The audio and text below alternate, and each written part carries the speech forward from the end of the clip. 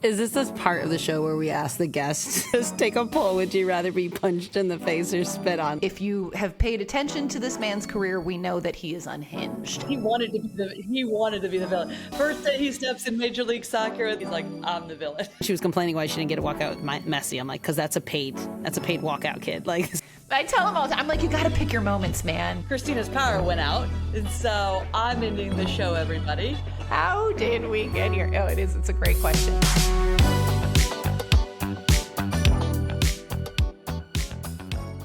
hey, and Susannah! I love it. Hi, my dear. What's up, guys? And not too much. Thanks for inviting me. This is a fun hang. Two of my favorites. Lucky. The Susannah Collins is boy. my special guest for today. Susanna's done everything. Actually, you probably be a really good debate of what we were just talking about, but we might have to do that offline. But Susannah Collins, welcome to the show, Soccerish, with Lori, Lindsey, and I. What do you call it? The voice of U.S. soccer has been, will always be with Major League Soccer, now with your own, soccer network. You can fill us in a lot lot on that, but welcome to the show. And just world domination as usual. Well, that was a great line there, Christina. It sounds like you know everything. No, that was an incredible network. intro. Thank you. We're still trying to like hone in on exactly what it is, but we'll take it. Also, world domination, yes, absolutely. Perfect. All day. Awesome. So, Susanna, like I said, we get to talk about whatever we want, aka soccer-ish. Lori and I went rogue. Our producer Kevin's like, they're not sticking to the script. I'm like, that's what you get when you get two ex people on the field, player and ref, and then we just go rogue, and producers say it's magic, and we hope it is, and then we just bring other magical people with us. So, I got questions to kick off. Lori, I'll let you, because she's my surprise guest, but I'll let you kick off any questions you have. Okay, well, first of all, Susannah, always great to see you, and I feel like it's been a few weeks since I was on your podcast. So, but let's start there, because Christina's calling it a network. I think it's a network as well, but like you said, you're starting to hone in on exactly what you're doing. So what's behind it, right? Like, let's just start there. Yeah, so it's so great to see you guys, and thank you for having me on. It's an honor to be your special guest today. Kickback Soccer Media is essentially it's a media company. It's a soccer media company where we are trying to basically be an entry point for people who are getting into the sport ahead of 2026, and sort of capitalizing on a soccer audience that's already in place, but then also like bringing new people in. And so there's multifacets to it. So obviously there's the podcasts that we have. So Soccer Wise is a podcast that was started by my very dear friend and fellow Kickback Committee member David Goss, and Tom Bogart and Jordan Angeli. And so that kind of was sort of the impetus and sort of the genesis of the Kickback bigger picture. And so from there, the podcast that I host, Kickback Committee, is more of, well, Soccer Wise is more of like, let's get into kind of like the X's and O's of actual clubs and matches. Kickback Committee, kind of like Soccerish, like we like to kind of we'll talk soccer certainly, but it's a lot of sort of the other conversations that come with that. And so we like to think of it as like the happy hour or the group chat, like your soccer group chat. So like the things that you're just texting your friends throughout a match, or so those kind of conversations. And then we've got our happy hours on Thursdays. We've got a couple newsletters. So we have like a soccer specific newsletter that goes out weekly. Then we have a World Cup one that just started as well. And so we're trying to get people in and informed on different levels using different platforms. And so it just, we launched this thing in July, and it's definitely evolving as we go, but it's an incredible group of people who all love the sport passionately and really just want to have as much fun with it as possible. And for me, it was kind of a no-brainer when they asked me to come on board. I was like, number one, I looked at the people involved and I was like, sign me up. These are some of the best folks in the soccer space, and it's just a lot of fun. It's like a good time, a good hang. I think we're having the conversations that people would want to have, and it's really cool. It's really cool to be a part of something like that. What do you mean you don't miss like your 4:00 a.m. wakes? So for those who don't know, Susannah was the host of CBS Sports Colosso, launched us in something that was groundbreaking in the United States of having a daily show. But I remember her telling me her schedule, and I was like, that is insane. What time do you go to bed at? So what was that like again? What time did you have to go to bed at? Like 6 o'clock to be up by 4? I mean, that would like the 6 p.m. was like, if I hadn't eaten dinner by like 5, like I was in trouble. Like my whole schedule was going to get completely thrown off. So I was typically in bed by like no later than 9 p.m. for a 4 a.m. wake up call. And it's just so funny because like, I remember when I took the job, like, I am not a morning person. That is just, it's never been my thing. Especially, you guys know, like working in sports, like you're just not like wired to be alert in the morning. And I remember my mom being like, wait, you're going to host a morning show? Like she was like, what? No, like my girl loves to sleep. Like what is going on? So it was, that was an enormous challenge. And I will say the hours now with Kickback are a lot more friendlier to my circadian rhythms. But yeah.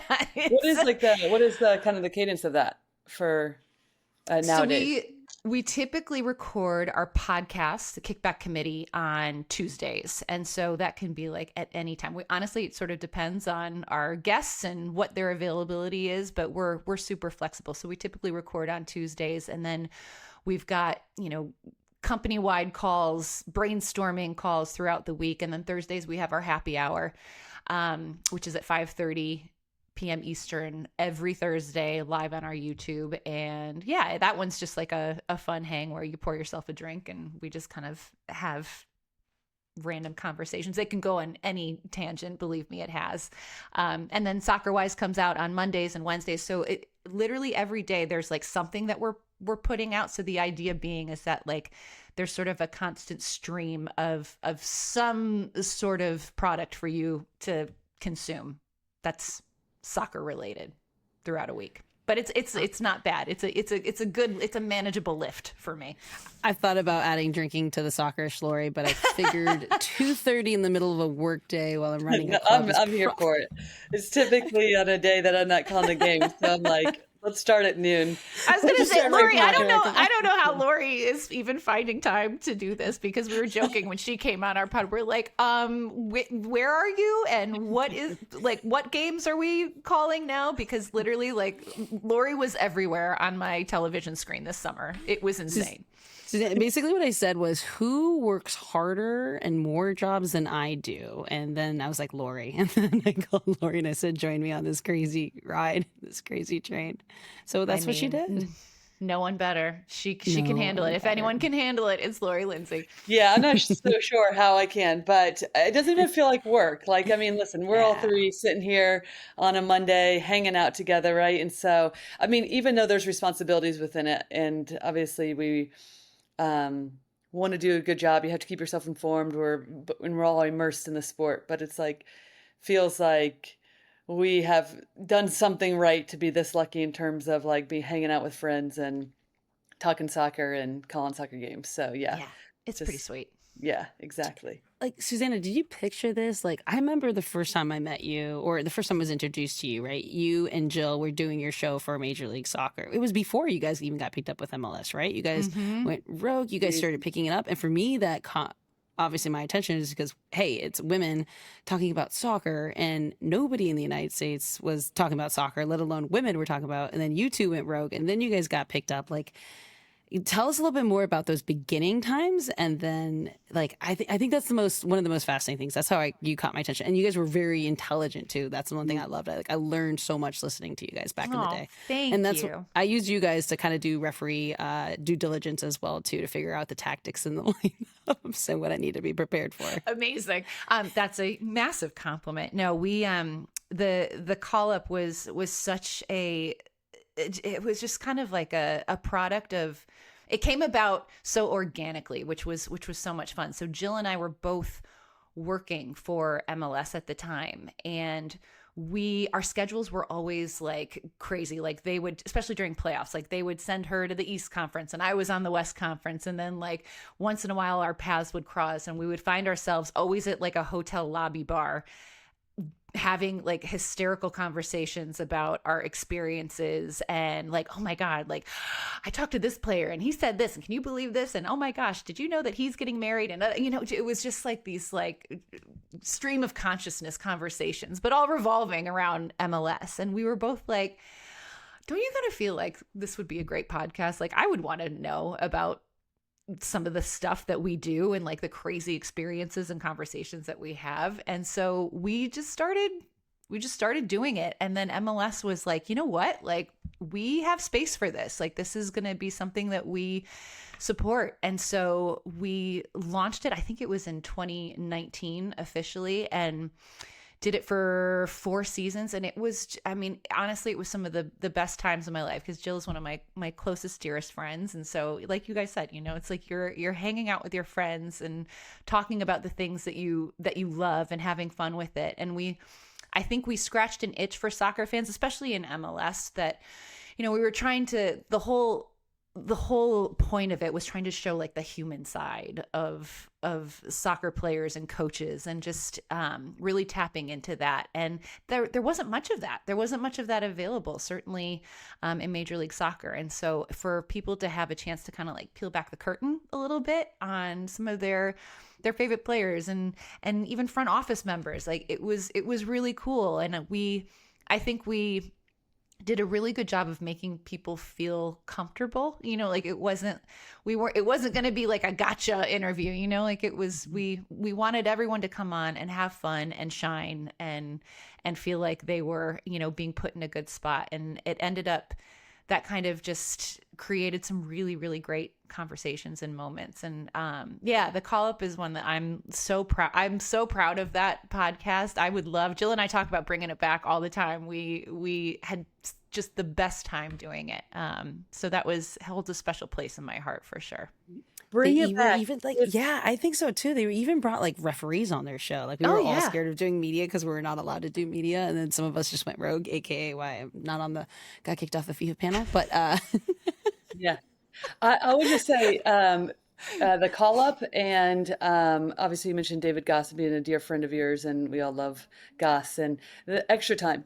I mean, that podcast as well. So for when I had done, before it went to Apple TV, MLS, and we had all the local broadcast. Obviously, I had done some stuff with the Philadelphia Union. So I had tapped in, and I was just a fan of Major League Soccer in general as well prior. But then, the Call Up was one that I'd always listen to, and also Extra Time. And they were huge in terms of learning the league and also just immersing yourself in a different way to get up to date quickly on things that you needed to know. So I don't know if you have desire to bring it back, but I say bring it back because you and Jill are awesome. We do. So, and we need more of that. We need more women speaking about the game. I agree. It's in. Hey, you hear that, Kev? We're bringing Susannah and Jill in the Call Up back. I'm here for it. I love it. Speaking of, just because you've covered it so much, we were just chatting about it, and breaking news. Although when this is published, it won't be breaking news. And I think we can talk about it in a way that approaches it. But for me, I'm just going to talk briefly about the Luis Suarez, and if you guys have thoughts on that. Luis, and the only reason I know, right? We all kind of like cringed when it happened. Because like for me, I'm sitting here trying to teach Tampa Bay, that soccer exists in the first place. Like, why is it a beautiful game? All of these things. And people are like, okay, we're a hockey town, Chris. We're not soccer town. Like, we're going to be a soccer town again, right?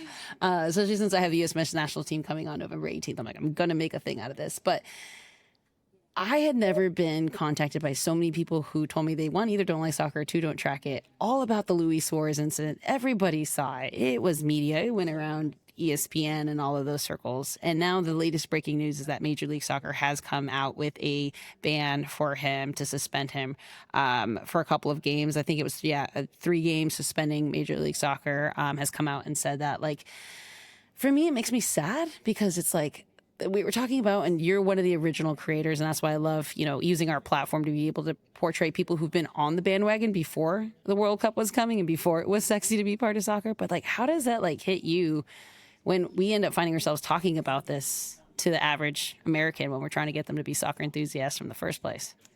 It's such a mixed bag, because so like you can look at it in so many different ways, right? Because like in one sense, you're like, oh, well, people are paying attention and they're talking about it, not for the right reasons, obviously, but it's there, it's present. And like, you don't want it to be in that way, but we had a conversation with Matt Doyle on our podcast last week about it. And he was like, look, he's of the opinion that MLS needs more villains. Like it's become too much of a, like everyone's really nice. Like it's just like a nice league. We don't have the characters. And so he was kind of trying to make the argument that like, this is actually a good thing. And I could kind of see his point to a certain extent. You like a villain. It's fun to like kind of root against someone actively because you don't like them or they're just a jerk. Like that's kind of fun.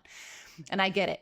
This was so egregious. Like I said last week, I would rather be punched in the face than spat on. Like to me, like getting spat on is the ultimate sign of disrespect. Yeah. And Luis Suarez, if you have paid attention to this man's career, we know that he is unhinged and something of this ilk is not out of the question for him. The guy has bitten players on more than one occasion. So they have to. I'll be honest. I'm almost surprised that MLS actually did issue a suspension because I thought it was just going to be the League's Cup suspension, like because it was two separate entities. And so, in one sense, I'm glad that MLS actually said, okay, yes, this warrants a 3-game suspension. Do I think it's enough? Absolutely not. No, but I guess it's something. It's forward progress. But there has to be a statement made that like this isn't okay. This isn't tolerated. It's absolutely disgusting. And especially as we're gearing up for the world's eyes to be on the United States and North America in 2026, like this is not the product that you want to represent like what we are actually doing. There's so many good things going on. Like this just feels like a stain. And a lot of that is just Luis Suarez being completely crazy. But yeah. My daughter walked out with him when the Inter Miami came and played in Tampa against Orlando. And I didn't know she was going to walk out with him. One, she was complaining why she didn't get to walk out with Messi. I'm like, because that's a paid walkout kid. Like someone paid a lot of money to have. She knows kid walk out. She's like, yeah. And she's just like, my guy just kept talking and walking up and down the line, and he just wouldn't stay still. And then at the end, she came up to me, and I was like going like this with her ears, and she's like, "What are you doing?" I'm like, "I'm just checking to make sure all the body parts are still there." God, it's true though. This guy is unhinged. But that's her complaint. Her complaint was that he didn't talk to her enough. He talked to everybody else. Yeah. No, the villain conversation is an interesting one. It's not the first time I've had that, right? And I understand that that kind of side of the conversation in terms of, right, like if everything's just like fine and dandy, then you're like, okay, wait a second. Like, and we talk about that a lot in the NWSL as well. Like, how do you create more rivalries that are just embedded into the league? So then there's stories that come out of that, right? Because everybody, that's like the way that things are being consumed these days is through social media. So you want those types of stories. But I agree with you, Susannah. Like if somebody, I would want to be punched in the face too. I would much rather be punched in the face than somebody be spitting on me. And so it's like the argument of like, okay, we want villains, but it's like to what, like at what level? Yeah, to exactly. what extent? To what level and like at what point in time? You're just is this part of the show where we ask the guests or the listeners just take a poll? Would you rather be punched in the face or spit on? Like, is this where that?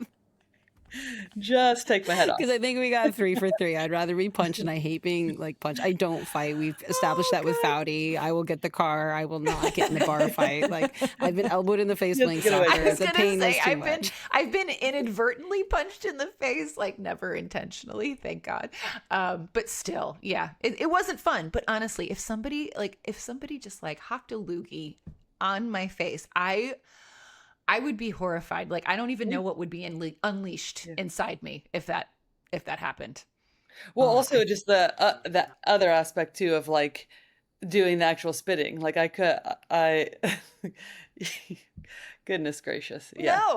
No, just I don't want to get no. you guys in trouble. But it's like, if you could spit on someone, who would be? No, we'll leave that be. We'll leave that be. Actually, who is a previous villain? NWSL, MLS, WPS. Who would you guys say was a previous villain? Because I do, it is like sports is a narrative. It's a story. Usually the referees are the villain. If you go look at Premier League right now, it's obviously all the referees. Yeah. Especially against Chelsea. I'm staying with that answer.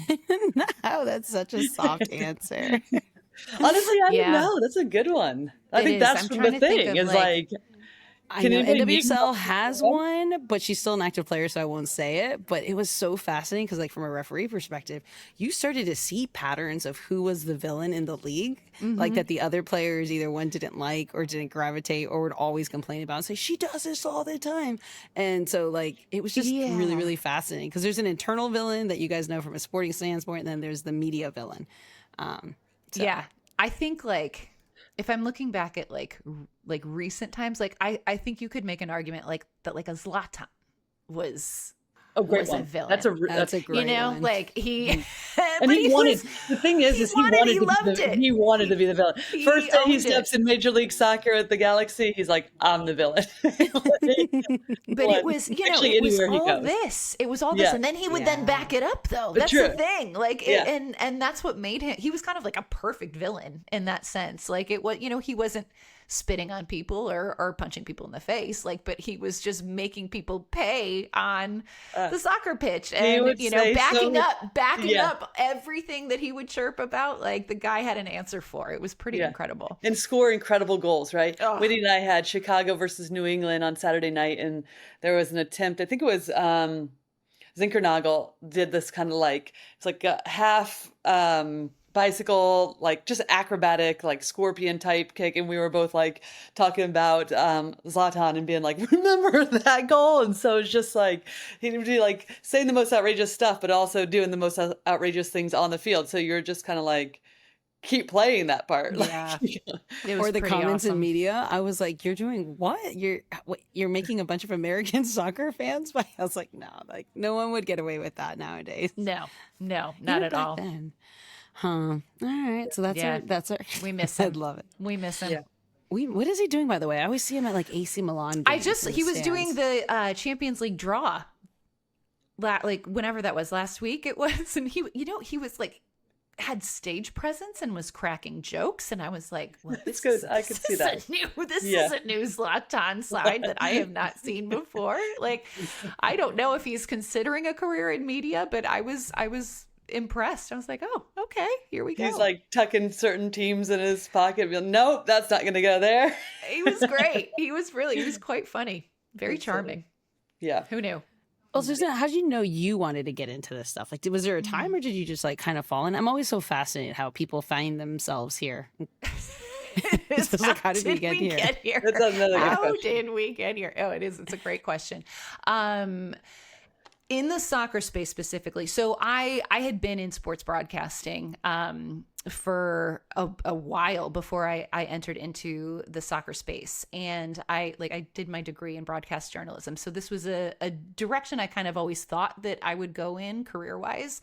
And early in my career, I covered a lot of like NFL, college football, college basketball, but I was a huge soccer fan, and I would. I watched it religiously, but like the job thing, like it never crossed over. Like I never had really had an opportunity to talk about soccer in my previous jobs. And then what happened is that I was working for SB Nation, which was a part of Vox Media, and they used to have a really great video department, and I was a part of that. And we would do these like really funny little videos. And I had done a couple. They had let me do a couple on some Premier League teams, which was really fun. And I would tweet. I'm a huge Liverpool fan, and I would tweet about Liverpool all the time. And a guy named Mike Milberger, who was the director of digital at Major League Soccer at the time, was following me and literally slid into my DMs and was like, hey, I've seen your stuff. Like, I've seen you tweet about Liverpool. Like, would you ever consider working for Major League Soccer? And it was one of these moments where I was like, man, like I loved my job at SB Nation. It was so much fun.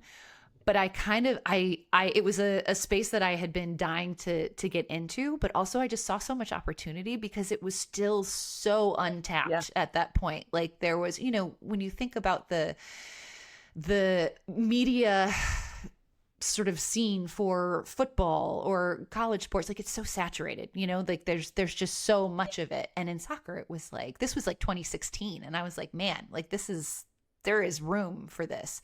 And so it really appealed to me. And so I ended up getting the full-time job at Major League Soccer. And that from there, it was just like, oh, this is where I want to be. I love this sport. And it felt really cool to kind of like be a bigger fish in a smaller pond, so to speak. Mm-hmm. And you guys know so well, it's like, it's such a small world, and the soccer world is so small. The soccer media space is like everybody knows each other. And so it just felt, I don't know, it felt really comfortable, and it was like a very welcoming space for a while. And like, I loved that aspect of it. And so that was kind of how I got into the soccer space. And honestly, like I said, that was 2016. Like it's been almost 10 years. I haven't looked back. I was going to ask you about that, like you doing college football, et cetera. Now, like soccer, it's great to hear that like our space was like welcoming, right? It was awesome. For one of the first female, you know, commentators, and like a great creator. You were a creator, a content creator prior to kind of that what you and Jill did with like that lifestyle approach, et cetera. You currently now, right? So you are your husband is what team again? One Knox, USL League One, baby. Let's go. So now you're on games, you watch it. Are you doing anything with the team? Like I'm not. I am just I'm living that USL League One WAG life. Which is, you know, so glamorous. No, it's so much fun. No, I am fully on board at just supporting Ian and the club. I try to kind of like just, you know, stay in the background, but it's been really, really fun. This is his first head coaching job. And so for him, this was just such a great opportunity. He had been Adrian Heath's assistant for so many years. And so to like have an opportunity to be the guy in charge has just been really, really cool to watch him evolve as a head coach. I will tell you, Christina, he got a red card this weekend. You didn't text me that, asking my opinion on that one. It must have been a good one. Oh, well, it was, I saw it coming from a mile away. Like we were at South Georgia Tormenta, which is in Statesboro, Georgia. And the way the stands are set up, so I'm like across the way and I could see him, like, I mean, and it's just like, you know, the arms are flailing. And you can hear, for whatever reason there, like I could hear very clearly. And there were a few very questionable calls, like fouls that were not called on his side that he was not happy about. And then it just kept like kind of escalating. And he was just chirping. And I was like, he's gonna get sent off. Like, I know he's getting sent off. And sure enough, I was like, whoop. Red card came out. He did like the walk of shame around. His mom and his brother were also at the game because they live nearby, and we were all just like, you're like, that's my hus. Oh boy. USL League One WAG right there. That's the WAG. There it is. I was like, oh. And then I see him after the game. He's like, I took it too far. And I was like, I tell him all the time, I'm like, you got to pick your moments, man. I'm like, you just gotta, like, because listen, I'm not here to bash referees, Christina. You know that I'm solidarity there. I'm like, they're just trying to do their jobs. Everyone's trying to do their jobs.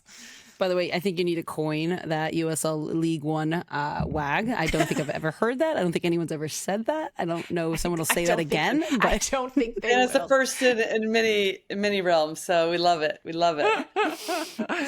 But speaking of wags, no, like one of the biggest things, and if you're okay with it, if not, absolutely not. But I think one of the biggest strengths, I mean, you were an incredible human being the first time I met you, incredibly strong woman. And now if you're okay with speaking about it, it's just your personal, medical battle with cancer and how powerful, like to me, like I know I just sat there and cried reading your posts, but not in sadness, but in like, yeah, sorry, are we allowed to cuss on this? I don't know how that works, but like, I was like, yes, These Susannah, moments, absolutely. like, yeah, like it was just such a powerful moment that like, I know that hit me, like, what does that do and how could you impact and help others? So if you're okay with it, love to talk about that more because I mean, yeah. Absolutely. Susannah, first of all, thank you so much for sharing that too. I think it's, like Christina said, so powerful. I had the same reaction reading that. And it would have been just not too long after I'd been on that podcast with you, I think is when you posted it too. So, yeah. Yeah, it's been, this all kind of started like right around Memorial Day of this year. And so it's just,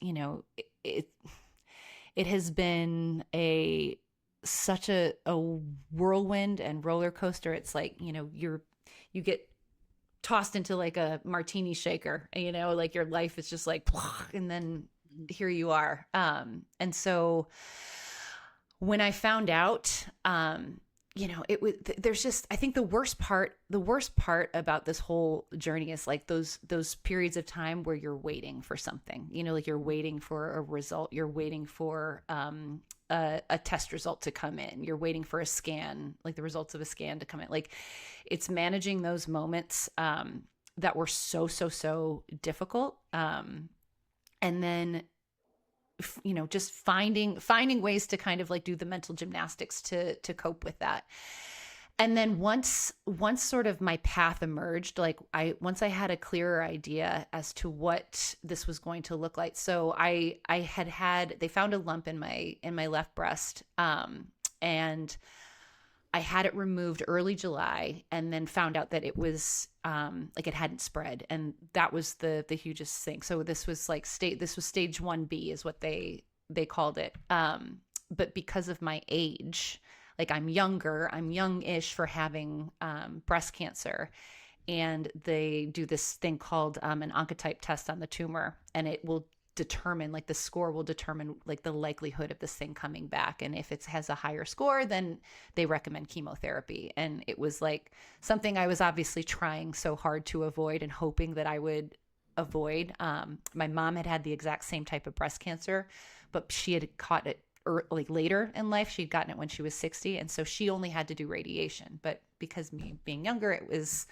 chemo was the recommended treatment. And so once I wrapped my head around what this was going to look like, I was like, this is, there's a part of you that just wants to kind of like hole up and disappear and feel sorry for yourself. And then there's another part that's like, look, like you have to, what is your choice? Like you have to face this. You have to face this. And I knew that I had, maybe not like a huge platform, but I had some sort of platform where if I did tell my story, if I did share with people what was going on, then it might help. If it helped, if it pushed 5 people to go get a mammogram, like that suddenly felt so much better for me. It made me feel lighter. It made me feel like it took away all of that sort of like, why me kind of questions that you inevitably have when you get a cancer diagnosis. But it like, because I was like, no, because I'm going to be okay. And like somebody else could be okay if they're in my position, if they catch it early. And so like, why would I not share? Why would I not tell people to go do this? And so when I had spoken about it with my husband and with my family, and I was like, I think this is going to feel better for me, like sharing and putting this out there. And it did. It was such a like liberating and freeing moment for me. And I have had so many people reach out to me telling me that like they made their wives go get a mammogram, and like my friends have gone to get mammogram, like, and that is just like, that feels incredible. Like it just makes me so happy, because it's catching at early detection is the thing that's gonna save lives. And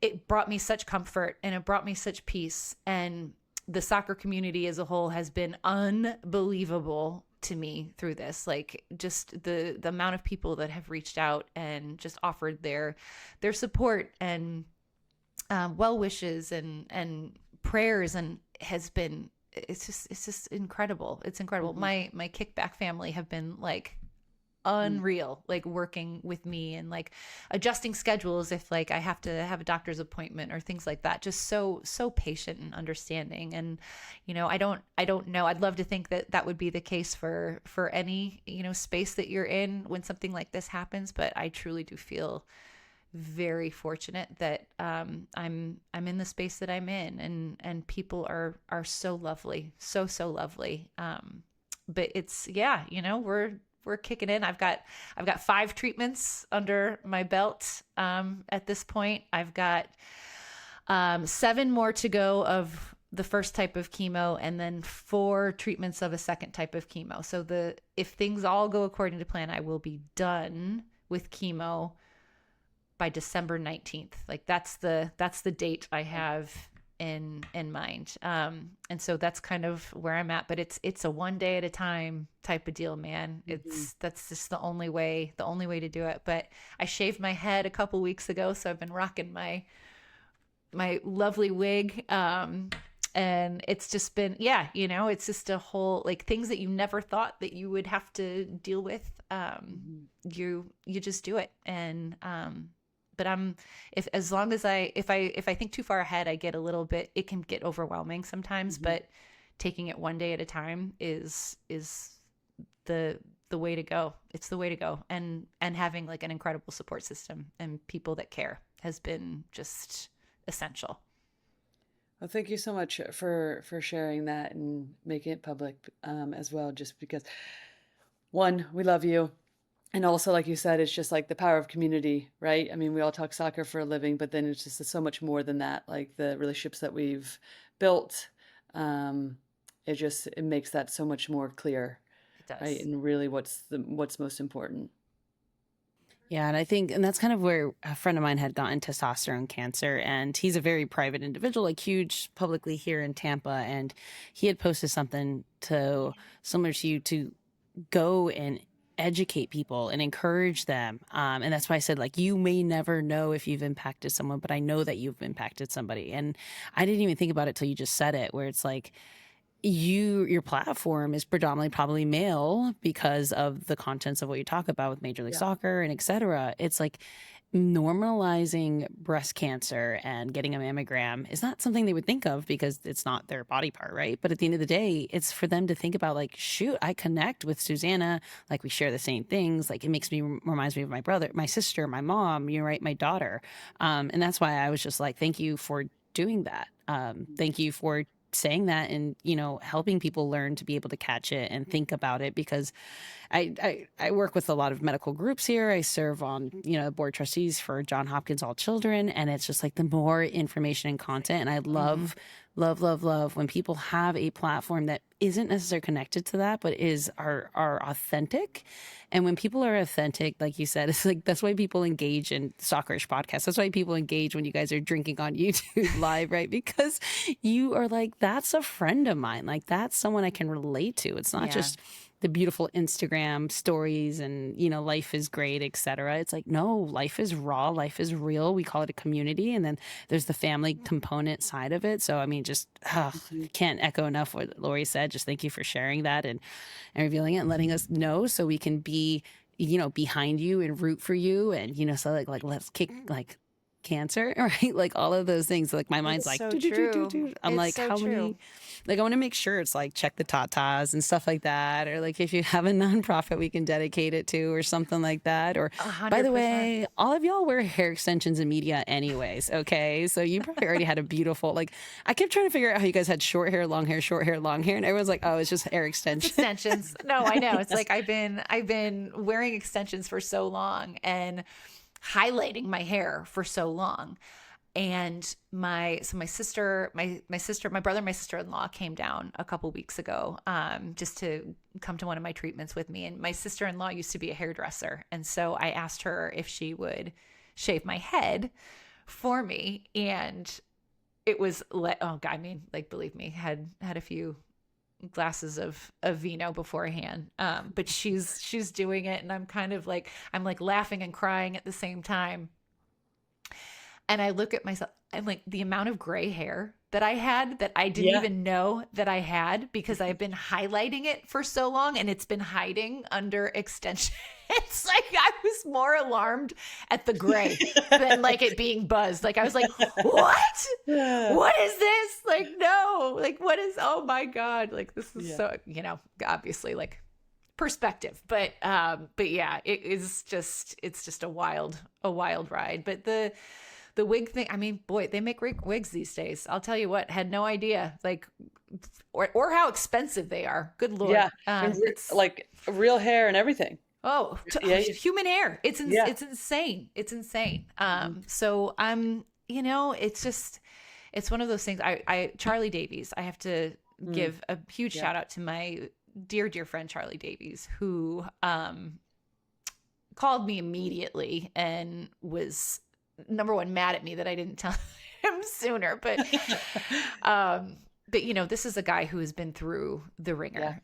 He recovered from that horrible car crash and then brain cancer. And, you know, I have always admired the way Charlie goes about life and just the way he takes things on and just the joy that he projects in every aspect of his life. It's contagious and it's really admirable and lovely. And I was like, Charlie, I just like, I'm going to lose my hair. Like, I don't know how I'm going to ever feel like myself again. And he was just like, he's like, don't let it win. He's like, don't you dare let it win. Don't you dare let cancer win. He was like, hair, it grows back. He was like, you are never going to change who you are. He was like, do not let this thing win. And it just kind of like, whew, you know, it was one of those like powerful moments that I had where it was like, it's so true, you know, like these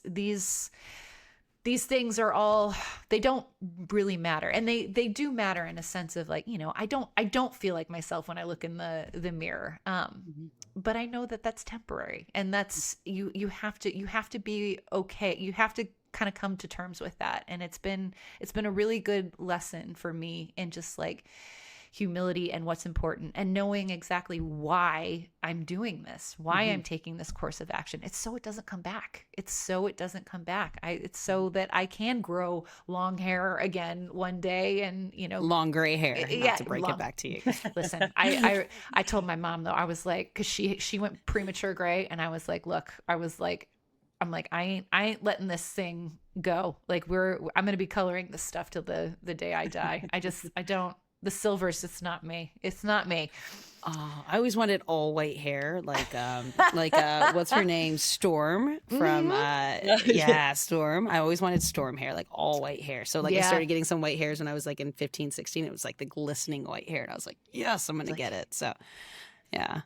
Lori's just always wanted Tony's hair anyways. So Lori's like my hair inspiration right now, like for when it starts growing back. Like I'm like, because I was like, yeah, I could rock some like cool short dudes. And I was like, Lori Lindsey's got some great hair. Like I was like, thank you. But yes, you can absolutely rock the hair. That could be a look that I go for. Who knows? It is. It's gonna be really interesting to see how it all shapes up. Oh, we love you. We love you. you. Thanks for jumping on. Last prediction for you. This is being recorded on Monday, just for everyone's knowledge. We'll reveal it Thursday. What do you have for the scoreline of the U.S. men's national team versus Japan? I know we had to end on a tough one. Oh God, I don't feel good about it. I'll just be honest. Like I'm very I'm not like crazy angry like people are on social media right now. But you know what it is? I'm uninspired. Like I'm just so uninspired by this team. Word. Mm-hmm. And I feel like I think Japan's a better team than South Korea. They're technically very good. They're very organized. I don't have a lot of confidence in the U.S. being able to figure that out if they couldn't figure out South Korea. And so I'll be generous. I'll say 2-1 Japan. Ooh, okay. 2-1. Yeah. Lori, what do you got? I don't even know anymore. I like that score prediction from Susannah, but I'm just a little bit like I don't want to go with the same one. So are we turning things around? Are we going to be... I might go 2-0. Okay, then good. I'll take 3-1. I'll take 3-1 Japan. So this is great. You know what? We lower expectations, and then maybe they surprise us. We'll only be happy. Too, I'm sure it might be naive, but I'm still an eternal fan about them though. So I'm still optimistic. I'm still like, here we go. And it can't say a year anymore because it's well past that, but I keep thinking in my head, okay, we have a year. And then I'm like, no, we don't actually. We don't have a year. So, no, we don't. We don't have a year. It's good. It's fine. Everything's fine. It's fine. Everything's fine. We're going to go the furthest we're ever going to go in a World Cup. That's mark my words. God. Yeah, I know. Goodness gracious. When does it start? Is it July next year? What do we've got like June. 10 months? June? 9 months? Oh God. I know. Lord Did we lose Christina? Is she frozen to you? She's frozen. She's like, get out of here, Susannah. I know. It's time. You've overstayed.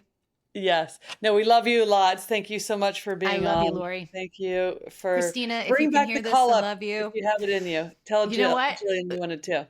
I will. I'm gonna pow out with Jill and be like, Lori and Christina are proponents of this. Let's make this happen. So thanks for the push. Let's do it. All right. Yes. Love you guys. Love you lots.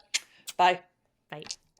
Well, goodness gracious, after just an extraordinary conversation with Susannah, who we love dearly, on the other side, Christina's power went out. And so I'm ending the show, everybody, which also feels right. I don't even know, but we will absolutely be back next week. See you then. Join us always on Soccerish. And thanks for joining. Thank you for watching the Soccerish podcast. You can follow us on YouTube, subscribe, and as well, follow us on social media.